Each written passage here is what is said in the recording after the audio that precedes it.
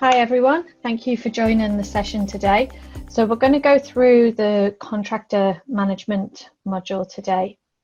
Contractor management is an awesome module that enables you to manage all of your contractor requirements. So if you are engaging with any contractors, you will be able to monitor all of their insurances, any documentation that they require, any compliance related details even for their employees. The session today, we're going to walk through the actual process. One thing to just consider is we are going to be just purely focusing on looking at it from the perspective of being internal within your company. So we're not going to see it from the side of the contractor. However, you will be able to understand what the contractor's requirements are. The great thing about contractor management, for those of you who may not have it just at this stage, is that you are able to invite contractors to complete the actual documentation side of things. So they'll be able to upload all of their insurance details, so public liability and those types of things. So we'll get started, and as always, if you've been to any of these sessions, we are just going to focus primarily on the workflow. We'll talk about the notifications as well that occur. And if there are any questions, please feel free to ask during the session. It might be that I get to your question at the very end, or we'll stop where we're up to. So from contractor management, we're going to go into new record. So I'm just going to use the button at the top left-hand corner to just expand the form across the record list. And here we'll see the first section that we would need to complete. So in this scenario, we've got a contractor that is going to potentially begin work on site with us. So there are some initial details that we're going to complete in order for them to go away and collect that information for us to assess. So you'll see in this contract coordinator drop-down, this would be somebody internally within your company. We've got quite a few names in here just because it's our test environment, but essentially this would just contain people that can be chosen as a representative to work with your particular contractor. That contractor coordinator, they would receive a series of notifications throughout the progression of the workflow. The next question is whether or not there is a contractor assessment required. If we select yes, this enables a risk profile drop-down. Dependent on the risk profile that we select, we're going to see varying differences with the actual questions that pull through when the contractor logs in.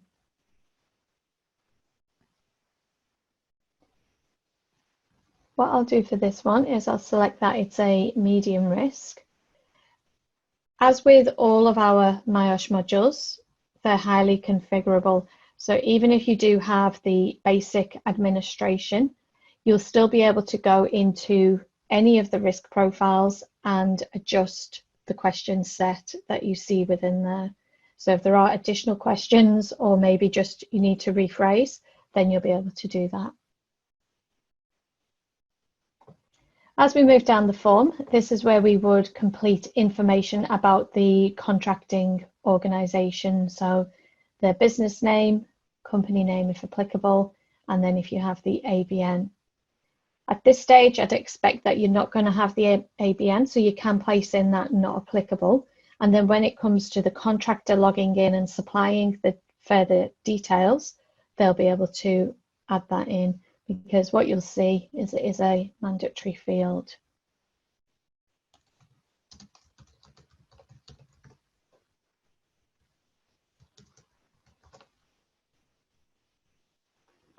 If there was any relevant documentation for us to attach for them, so it might be terms and conditions, it might be specific site requirements, we can attach this in this section here. So we would choose select, a list of all applicable documents would show, we would pick which one we needed, we would add it to the selection and then submit. Just because this is test, we don't actually have any documents at this stage. If, for example, what you were looking for wasn't in the library of documentation, which is actually linked to your documents module, you would just select Log New here, and then you would be able to complete all of the relevant details regarding the document you were attaching and attach it at the bottom.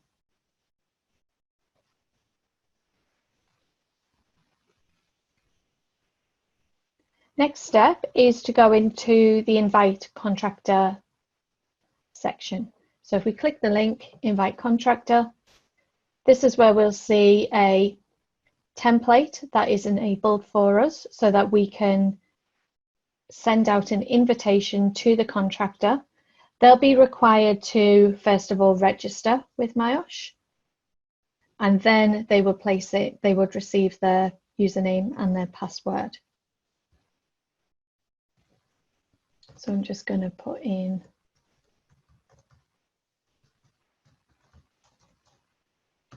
a fictitious one for today's session, and then we would select Send Invitation.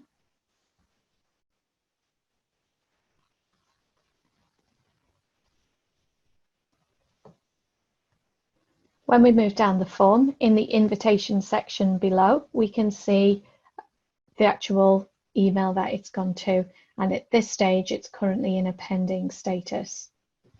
So just to focus for a moment on what the contractor would do next, they would actually receive the email, they would click the link which would enable them to go via a browser and register with myosh, and then once they're registered they can log in and complete the documentation that we're just about to send to them. With contractor management, for your contractors to log into the system, there is a license requirement. However, it is not the same as your existing ones for your internal staff. So for any contractors that may require to log into your system, there is a $1 per contractor per month. So you would expect within each contracting organisation, it's just one person who's going to log in. So it's $1 per month for that login. At this stage now, if there were any other attachments that were required to be added to this record, we could add those in. And then it's a case of selecting Submit. Selecting Submit is going to progress it from a draft status to pending contractor action.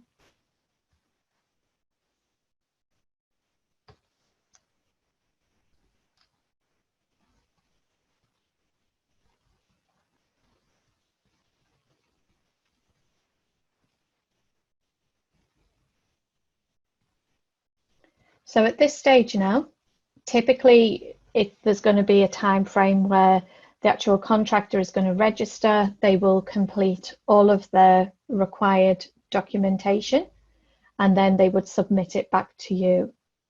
When they submit it back, it will go to a pending review status. But for this example for today, and this in some ways could be a way that for certain contractors you actually decide to work it in that you upload all of their details for them. We're just going to go in and look at the sections for them to complete.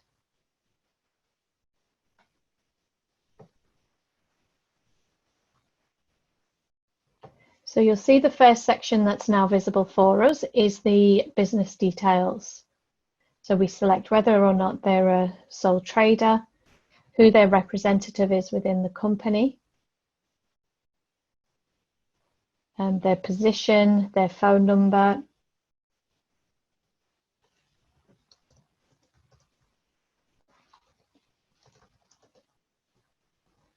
any other contact numbers you might have, and then you'll have their email address and then the contractor's address.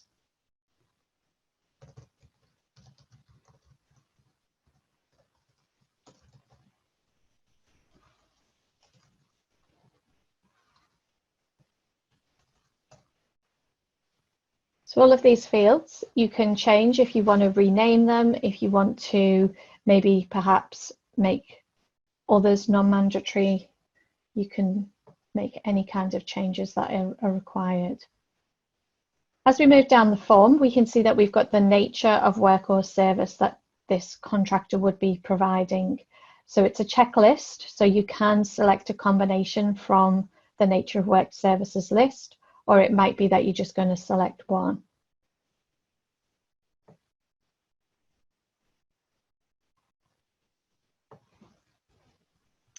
Relevant documentation. So again, trying to think of those two scenarios. If we were the contractor and logged in, they would be able to see the linked records here of any documents. They would be able to click onto the link and review any policies or terms and conditions that have been sent to them. Because when we initially created this particular record, I selected that for the risk profile, it was a medium risk. We now have these questions to answer.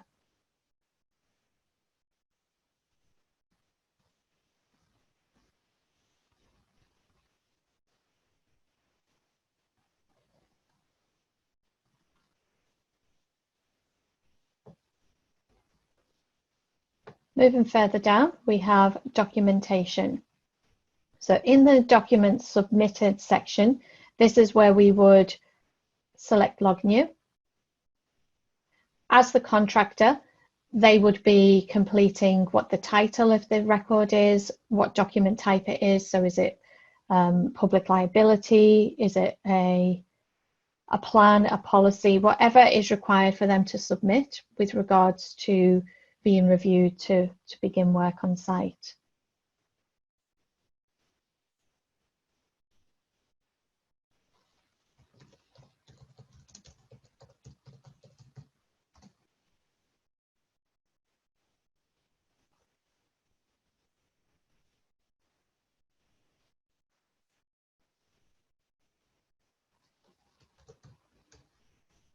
Any other details can go in that description section, and then you would move to the very bottom and attach a copy of that public liability.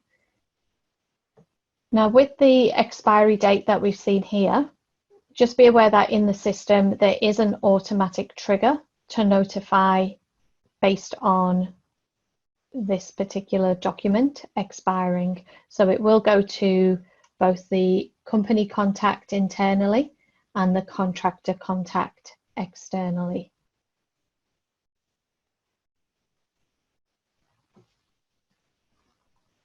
So you just continue that process, log in any other additional document types.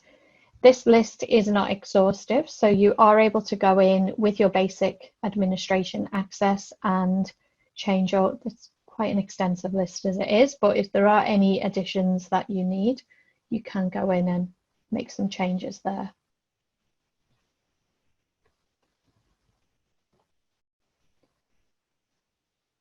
Next section is where we have the employees section. So this is where the contractor is able to record a list of all of the employees that they have within the business.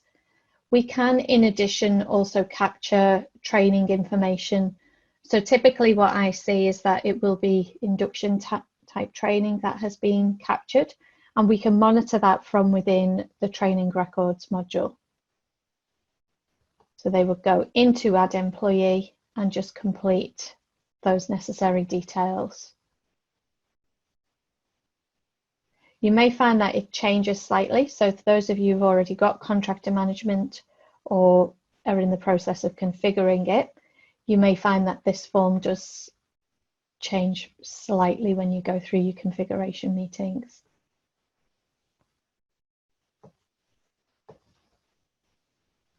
At this stage now, because all of the documentation has been submitted, if we were the contractor, they would select Submit. That would send a notification to the internal contract coordinator, notifying them that they have a contract document for review. It's going to progress the workflow from pending contractor action to pending review.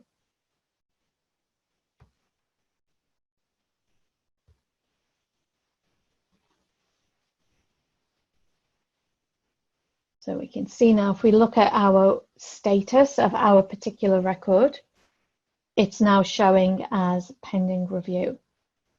So internally at this stage, it would just be a case of accessing the record.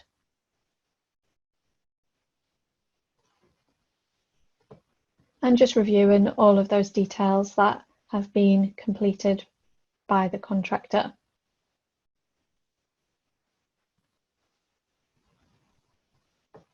So this particular list, I'd imagine that this will be the one that contains all of the insurances, any particular specific company requirements that you might have included in your question set.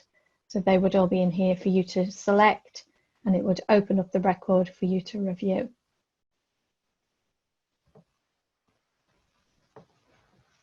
So the contract coordinator now has the review section.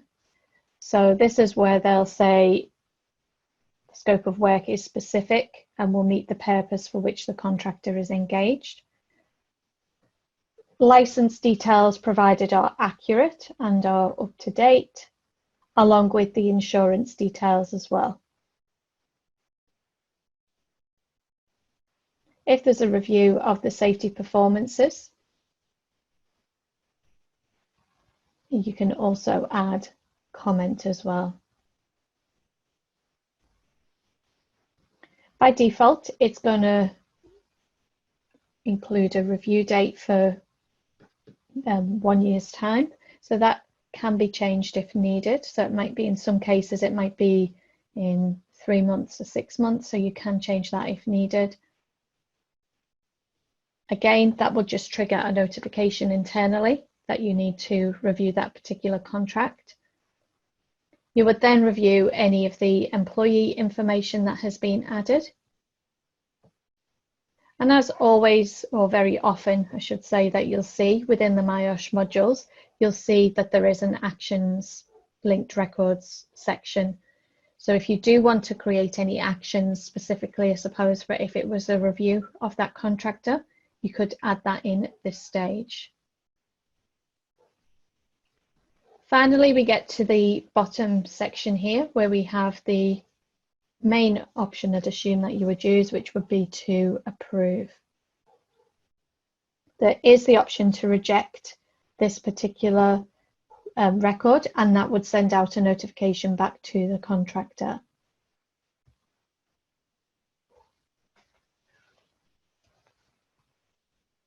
So we can see now that there is an approved contract. And if we just have a brief look at the notifications that are triggered.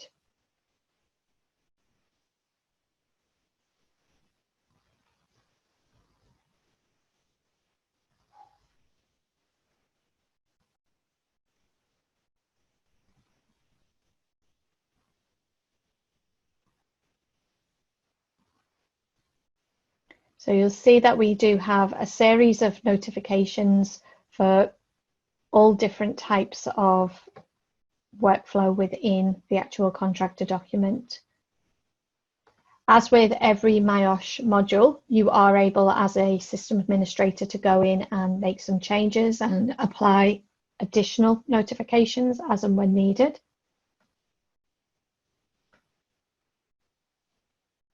Are there any questions about any of the workflow or notifications that we've gone through so far? No questions, Catherine. Thank you.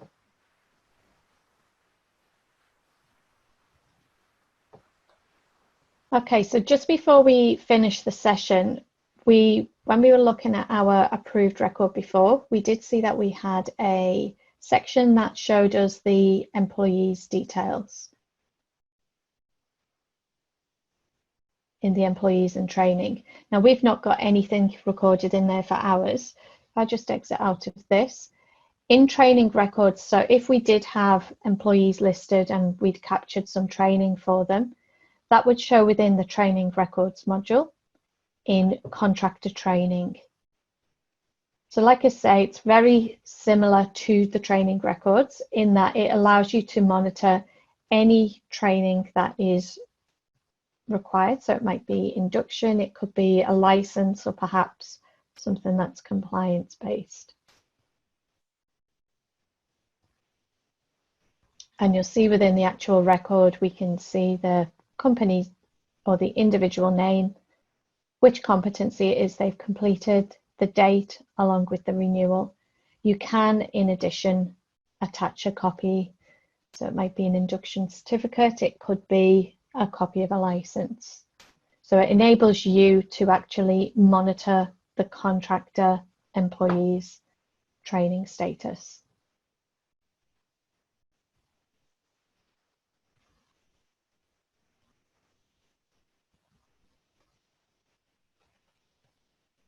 Okay, if there are no questions coming through, then thank you everyone for your time today. Hope you found the session useful.